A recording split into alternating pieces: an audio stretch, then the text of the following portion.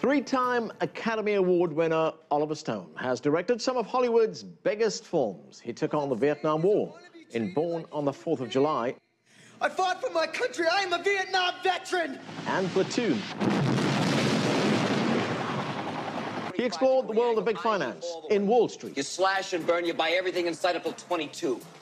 Then call me. He's directed films about 3 U.S. presidents, Nixon, Bush, and Kennedy. Kennedy's motorcade makes a turn from Maine onto Houston. It's gonna be a turkey shoot.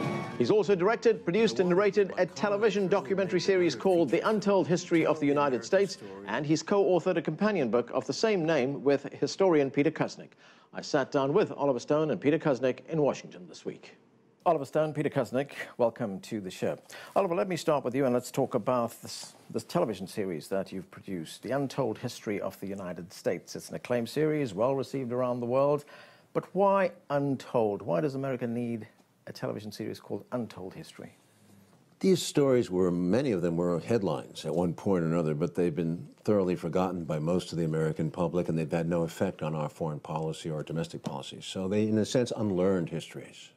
And I think we use the word in a metaphorical sense. It's misunderstood. We haven't understood the implications of our foreign policies, especially around the world, since 1898, from 1898 to 2013, which has been increasingly imperialist, although we don't use that terminology in America.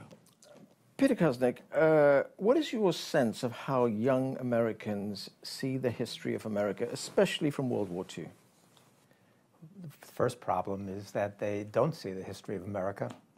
And according to the National Report Card in 2011, American high school seniors came in lowest of all subject areas in their understanding of U.S. history. Worse in U.S. history than in math, than in science, and all the other areas we talk about as being a crisis in education. So the first problem is that they don't see history. They're not interested in history. The history they get in schools is boring, and they're asked to memorize a lot, and the interesting parts of it are left out very, very often. Their view of post-World War II U.S. history tends to be the United States as the triumphant power, the good guys in every situation, sometimes making a mistake, but our heart is always in the right place. It's what we call American exceptionalism, this idea that the United States is motivated, unlike any other country, by wanting to spread freedom and democracy. And the kids get bored by that story. They know it's a fairy tale. To some extent, they know it's a fairy tale. And it's this triumphalist view of the United States. I'd go further. I would just say, you know, we have a young adult edition. You're talking about young people. It's important. That's the next generation. We want to hit that. I have 3 children, and he has 3. We wrote this for that generation. But we could say adults, too. They don't understand that World War II, that the Russians, the Soviet Union, contributed greatly to the victory of World War II, and we've never acknowledged that in our histories. We really haven't. And as a result, the Cold War set in, and we've always accused and blamed the Russians for having initiated the Cold War and having malignant intentions. That's an accepted theory, not only among young people, but certainly the older statesmen of our generation. It's just accepted.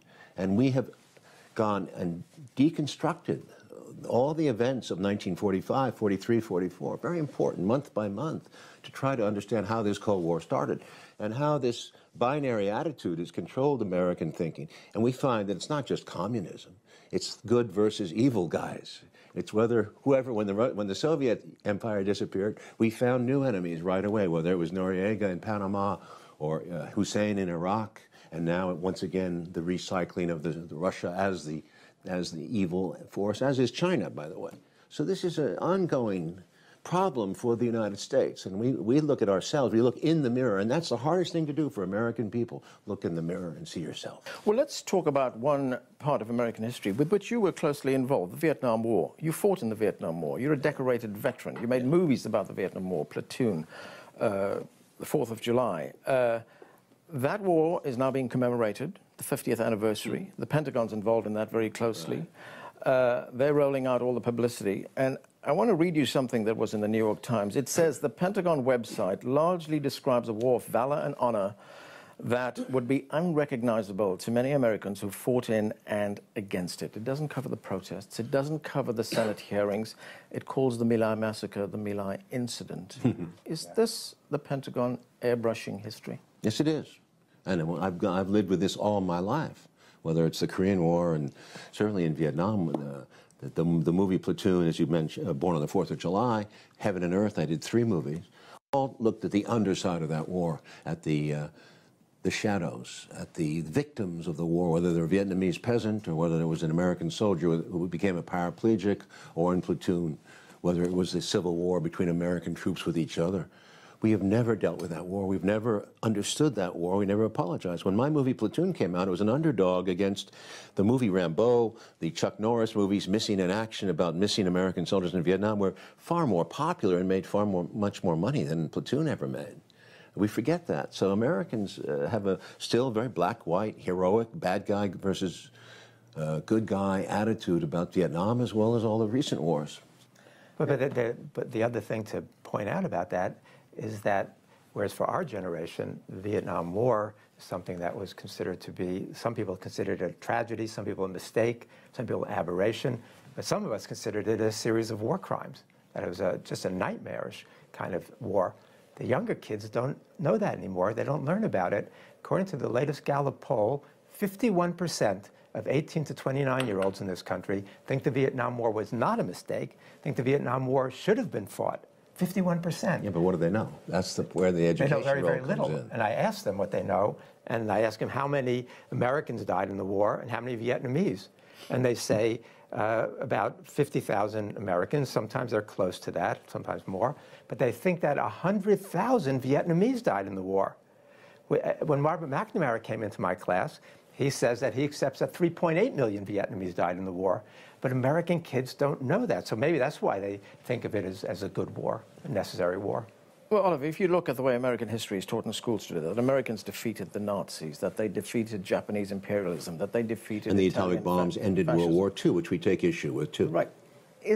Isn't that a distortion of history? We feel it is, but you have to prove your case. This is why this book is 800 pages, and why this book is 400 pages, and the Young Readers Edition is probably less, is because we want to make this case. It's a crucial case. We cannot understand 2014 unless we understand 1945. That's what we're saying.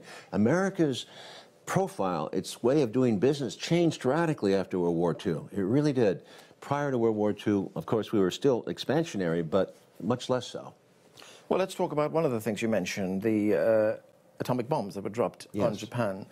You do say in the series that it was unnecessary for these bombs to be dropped. At that time, Japan was about to capitulate, that the Soviets were very close to invading Japan. Yes. Yet they had invaded Japan, but yet they dropped the bombs. Why? Peter is an expert in nuclear affairs and atomic affairs. He studied this issue. He studied the science. Why don't you give me a quick, brief answer? Quick, brief answer to why we dropped the bombs. There's confusion about that. On some level, Truman probably did think it might speed up the end of the war, and he wanted to because the Soviets were coming into the war, and we had promised them basically what they had lost in the Russo-Japanese War, all these concessions they were going to get, and he thought if he could end the war sooner, then they wouldn't get in on the kill, as he said. However, his other motive was to send a signal, send a message to the Soviet Union. The Soviets knew better than anybody how desperate the Japanese were. The Japanese were trying to get the Soviets to intervene on their behalf to get better surrender terms. And so when the United States, knowing that, knowing the Japanese were defeated, knowing that the Russians were coming in, still dropped the atomic bomb, the message to Russia was that the United States is so ruthless in pursuing its goals that it's going to do anything it can, and that it's going to do the same to the Soviet Union. And the thing is that that's exactly how Stalin interpreted it. That's exactly how the people around Stalin interpreted it, that the bomb was dropped as much on the Soviet Union as it was on Japan, if not more. The Japanese economy was devastated. They would have fought a few more weeks, perhaps, a few more months, but the fact was the Americans could not invade the mainland for 3 months until November. In those 3 months, the Japanese probably would not have lasted, and if the Russians had been encouraged to come forward and attack the Japanese, it would have been over. The Japanese were more scared of the Russians than they were of us, because they had seen what the Russians had done to Nazi Germany, destroyed it. If we look at the period since then, Oliver, the United States has this remarkable marketing machine of portraying themselves to the world as we are the good guys, everybody else are the bad guys. Yes, they're excellent at this. They're very good at that. Very powerful. You say in your series that since then, especially when you look at foreign policy, and I'm quoting you here, some profound mistakes have been made. What do you mean by that? dropping the bomb would be the first one. Thinking you're right about everything and thinking you're the good guy is a huge mistake. But the whole attitude we took to the third world, India among them, in the 1950s under John Foster Dulles and Eisenhower, set a horrible precedent for the United States. We were regarded badly by most of the third world, whereas the Soviet Union was regarded in a much better light as a friend to third world ambitions.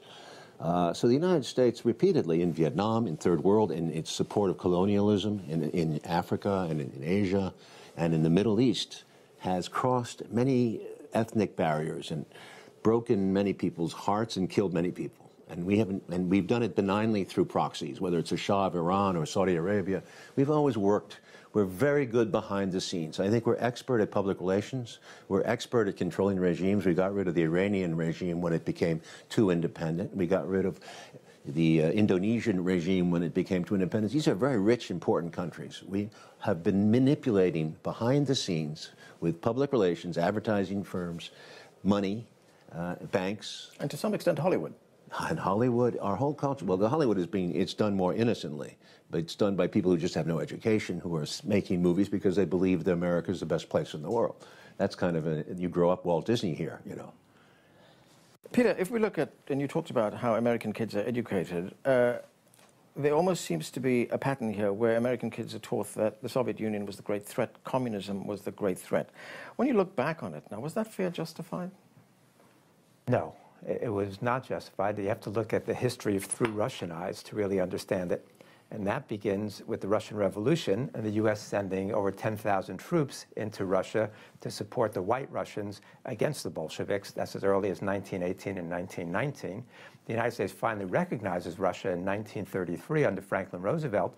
But when Russia is trying to organize the West to stand up with them against fascism, against the spread of Nazism, the United States refuses. We maintain a neutral policy. They're the only ones, really, who are supporting the Republican forces in Spain.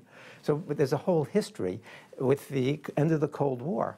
People don't realize that, but Franklin Roosevelt in 1942 said that we should have 4 policemen after the war: the United States, the Soviet Union, China, and Britain. And the 4 of us should work together to maintain the peace.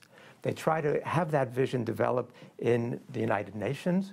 The United States, and Roosevelt in his last cable on this, says that there's no reason why the United States and the Soviets won't remain friends. We have little issues that come up all the time, but we should not take those seriously. We should look at the big picture and remain friends. Many of the advisors around Roosevelt, not the people who Truman turns to, but the ones around Roosevelt, believe that.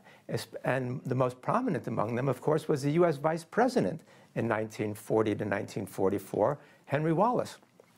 Wallace was the leading spokesperson for the United States and the Soviets working together to change the world in a positive way, to end colonialism, to end hunger and starvation, to end economic imperialism. That was his vision, a vision of peace. And he was toppled by some of the same forces that are going to later topple John Kennedy. He lost the nomination battle. Oliver, you have the American edition of Untold History of the United States. You have the concise edition. You have the Chinese edition. There's also a Russian edition. Yeah. The Russian edition. Spanish, French. You have said that Russians have a very different view of World War II. They do. Tell us about that view that they have, that we... Well, it was the Great War for them. They lost 25, maybe 28 million people. Their country, the civilian population, it was decimated by the Nazis, and some of it was openly genocidal. They reset the whole economy during the war behind the Ural Mountains. Stalin withdrew everyone. The bad guy, the critics called it conscripted labor, but they were fighting for their own lives, the Russians. They knew this was it.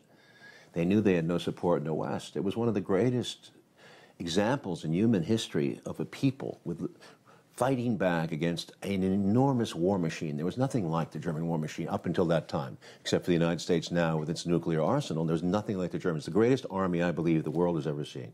And Churchill, who hated the Russians, gave them credit. He said they tore the guts out of the German war machine. They did it at Stalingrad, they did it at Moscow, and they did it at the Battle of Kursk and then they pushed the Germans back across the Russian borders.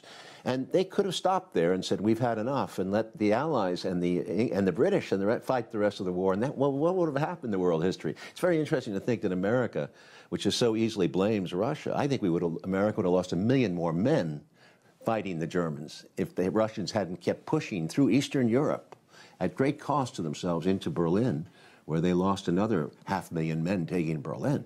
This was enormous sacrifice from the Russians, and right away the United States and the English, within months, there was no gratitude at all. And they had promised Stalin they would open a second front. In 42 it was promised in 43. Nothing happened until June of 44. So we take all the credit for D-Day in June of 44. By that time, the Russians were halfway to Berlin. Right, and the other thing that's also we don't hear a lot about was that the Russians faced far more German divisions. They faced 200 German divisions throughout the war, while the United States and the British faced 10 combined until June of 44. So that's what they faced on D-Day, didn't they? Which is why, and Kennedy, in '63, in his American University commencement address, said that what the Russians suffered was the equivalent of the entire United States east of Chicago being destroyed. You know, you talk about the Soviet Union. Well, now we have Russia, and its relationship with the United States is, as we know, nosedived recently. It's a very tense relationship. The United States and its allies have imposed sanctions. These are two nuclear powers, and we know that Russia resents the fact that sometimes the United States portrays itself as the winner of the Cold War. Is this relationship going to get worse? Because you've written, Peter, that these are natural allies. They shouldn't be at loggerheads with each other.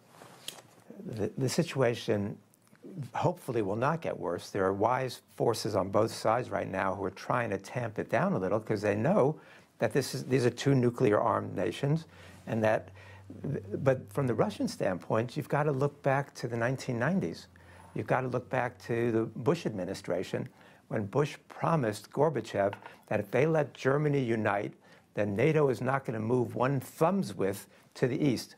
And what did we do since then? We've incorporated 13 more countries, taken it right up to Russia's doorstep. We've talked about bringing Ukraine and Georgia into NATO.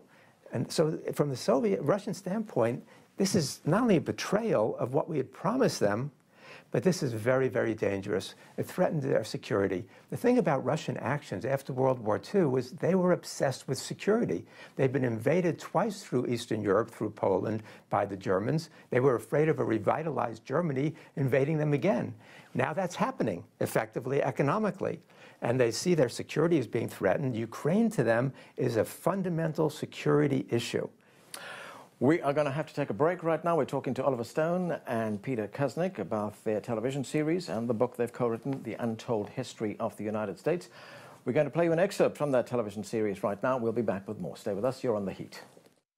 Hello, I'm Oliver Stone. When I was a young boy growing up in New York City, I thought I received a good education. I studied history extensively, especially American history. It made sense. We were the center of the world. There was a manifest destiny. We were the good guys. Well, I've traveled the world now. I continued my education as an infantryman in Vietnam. I've made a lot of movies, some of them about history.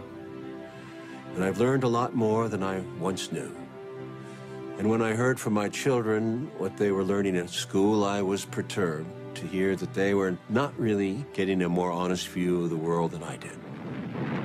We live much of our lives in a fog, all of us.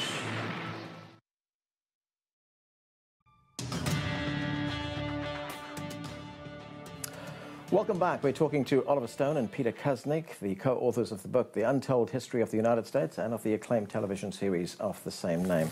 Welcome to both of you back to the show. Oliver, let me ask you about more recent history. The 9/11 attacks, devastating attacks on the United States. How did it change this country? Well, it really did. I mean, it was a symbolic event in the sense that almost equal to the French Revolution in its shock to the consciousness, as if, I don't know why, we had never been invaded. We never felt that we were at a war. We were never attacked so deeply, except at Pearl Harbor, which was overseas, you remember, at that time. It wasn't even a state. It was a base. Here we were at New York City. So I think it was a traumatic event for most Americans. Having been to war, I have to say, I felt at the time the reaction was hysterical and panicked. And I thought that the desire for revenge was blind. I know it's obvious now, but people still don't accept it in the United States. They don't understand that Iraq had nothing to do with the attacks. They think it was all some Middle Eastern thing. And on the other hand, the real culprits, in a sense, were Saudi Arabia. That's where they came from, and there was a lot of financing. A lot of the report on 9/11 was redacted, and it was about the Saudi Arabian financing. So it's very bothersome. So the blame is on little old Afghanistan, which for centuries has been the backwater of the world, and of course, in a sense, the swamp of the world, where the English and got stuck, and many people have met their fate in Afghanistan, including the Russians, by the way, the Soviet Empire. So here we go. And the British. We took every wrong path after 9/11, under the worst president we probably ever had. He's worse than Harry Truman. I would say Harry Truman made similar type mistakes, gigantic consequences, but certainly Bush compounded the errors, and we have never recovered. And Mr. Obama, I know you're going to ask me about him.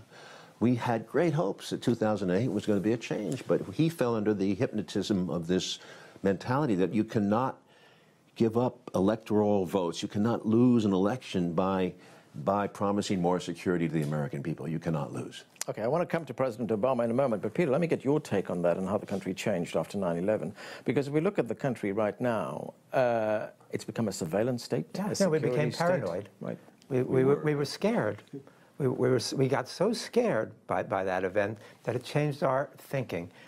On the one hand, became jingoistic, God bless America, America first everywhere again, and even more strongly than it had been before. Then we start lashing out blindly. The Afghanistan approach was wrong. In many ways, the Taliban were sending us signals that they would that they would hand Osama bin Laden over to us. We could have avoided that whole decade of searching for him and all of the wreckage and bloodshed that went on there. But then we became so paranoid, and we start surveilling ourselves. When countries become paranoid, they start taking away, they give up their civil liberties. It's like the South after 1831, after the Nat Turner Rebellion. They become so obsessed with slave rebellions that they give away their own freedoms. They censor their mail. They drive people out. They stifle opposition. Same thing happened in the United States at that point. So we start surveilling ourselves. We give away our civil liberties. We crack down in all these ways that hadn't been the case before. We get rid of information that had been public before. Now we're taking it off the internet. And this is not the way a democracy certainly is supposed to act. And we've become less and less of a democracy over that time also.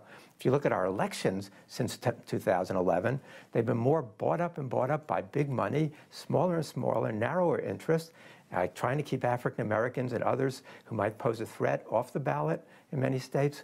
So as a country, we've gone so far backward since 2001. Let's get back to Barack Obama. You mentioned him just a moment ago. Here we have this president coming in 2008. The big banner was hope and change. Everybody thought this was America taking a turn right now after George Bush. Yet not only did he keep many of George Bush's policies, he doubled down on them. Yeah. This is the way of the new world. This is America now. This is an extremely paranoid state, too scared for its own good. And you cannot lose elections by promising more security. People have to grow up. They have to accept that death is a part of life, and this is part of a philosophy of... We live so, in a way, we're too fat for our own good. We've lived a good life. The consumerism of television and so many years of having gasoline cheaply, and it's given us a sense of softness and a sense of entitlement. And as a result, money buys everything. Money can buy you safety. It can buy you, in a sense, immortality. And there's no such thing. There is a reckoning with history. Right, and if we look at the bigger picture here, and if we don't take these wars as just episodic events, I mean, Andrew Besovich of Columbia University actually wrote a piece in which he said that Syria, which has just been bombed by the United States, is the 14th country in the Islamic world that has been either invaded or bombed by the United States.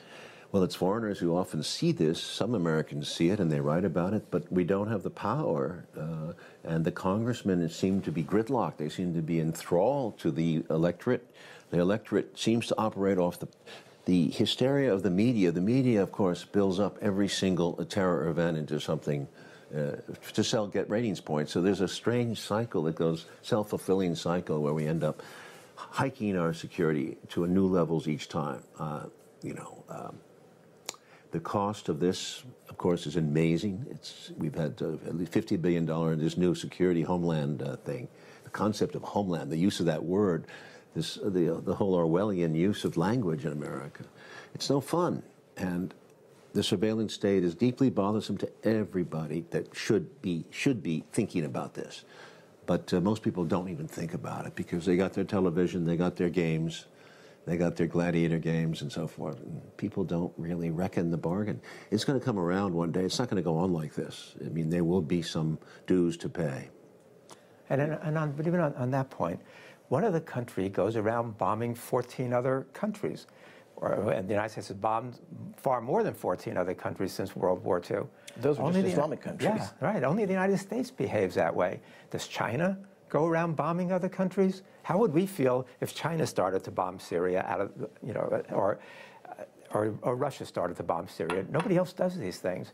I like to quote Samuel Huntington, partly because I don't agree with him on almost anything. But one thing he said that I agree with, he said the West won the world not by the superiority of its ideas or values or religion, but by the superior application of organized violence.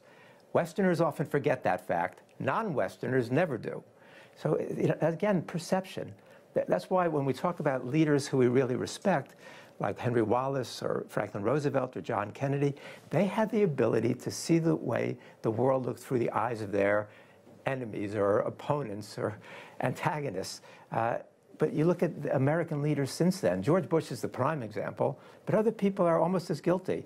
And this narrow, myopic, American-first perspective does not allow them to behave in the ways in the world that the United States should be behaving. Right, but there is something else, Oliver, you mentioned that, and that is, why are Americans so complacent? Here we are in a situation today where we have our telephones are tapped, our email is read, people are monitored, our entire history is on a hard drive somewhere, our health condition is known to the entire country. We get strip search at the airports. We get strip search. They are so complacent, they seem to accept that. Yes, well, that's a society, that is a sense of totalitarianism. If you open your mouth about the next guy being strip searched at the airport, you might be called in yourself. So there's conformity, the rule of conformity in school. It goes back to high school and grade school. I remember the desire to not to ruffle the waves. That's why a guy like Ed Snowden stands out. A lot of people agreed with what he was doing at the NSA, but when he did it, he was alone. But if you look at some of these things, torture, imprisonment without trial, you can be put on the no-fly list if you challenge the government, and you can challenge that in court. These are the bedrock, democratic. Yeah, the Espionage Act undercuts that enormously. You're not even allowed to bring up the charges. You're not allowed to discuss the charges against you. What is your next project? My next project is the Ed Snowden story, which we're trying to put up for next year. That's where we have to leave it. Oliver Stone. Thank you very much. Thank you very much for joining us. And that's it for this edition of The Heat. Thanks for being with us. I'm Anand Naidu in Washington, D.C.